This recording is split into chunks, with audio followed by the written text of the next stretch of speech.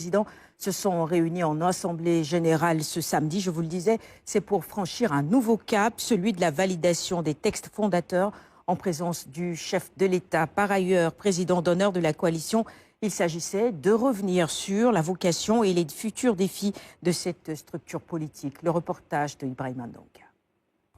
Une assemblée générale qui s'articule autour de 3 axes: restructuration, consolidation et perspective de la coalition Diomaye Président. Dans cette salle, ils sont nombreux à effectuer les déplacements pour honorer de leur présence. L'occasion de présenter la charte et le règlement intérieur de la coalition. Monsieur le Président, je suis fier, immensément fier de vous annoncer que ces 2 textes ont été adoptés à l'unanimité par acclamation par cette auguste assemblée. Unanimité par acclamation, ce n'est pas une simple rhétorique ni un simple chiffre. C'est un message fort que nous vous envoyons, au Sénégal et au monde entier. Cela signifie que dans cette salle, il n'y a ni clan, ni tendance, ni ambition personnelle. Selon les responsables, ils sont au minimum 280 maires à regagner la coalition, l'occasion de procéder à l'adoption de la motion de soutien.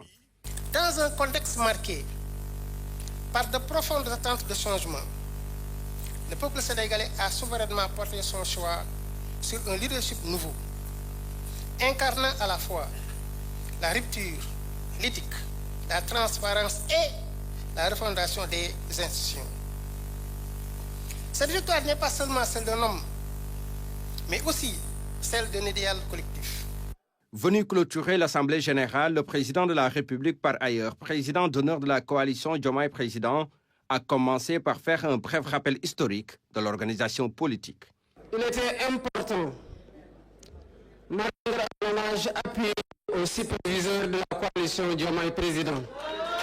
Il est important de rappeler que c'est moi qui ai choisi Aminata Touré comme superviseur alors que j'étais encore en prison. C'est la même chose pour Abdourahmane Diouf quand on l'a recalé. Je tiens à rappeler que je suis du PASTEF. Alors, le 31 juillet 2023, PASTEF avait été dissous. C'est seulement le 27 mars 2024, soit 3 jours après mon élection, que le PASTEF a retrouvé son récépissé. Le 27 mars 2024, 3 jours après mon élection. Diomaye Faye a ensuite rappelé sa volonté d'être toujours au service des Sénégalais.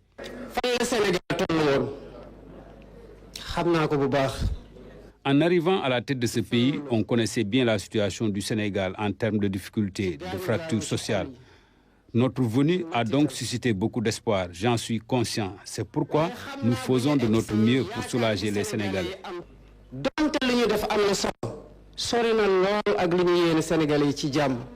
Devant l'Assemblée, le président a aussi demandé aux membres de la coalition d'œuvrer toujours pour la réussite de l'action gouvernementale tout en continuant à jouer la carte de l'ouverture. L'action de tous ceux qui défendent le gouvernement et le président de la République, quel que soit elle est complémentaire. Elle est complémentaire. Ben adversaire, c'est l'opposition. Mais même opposition,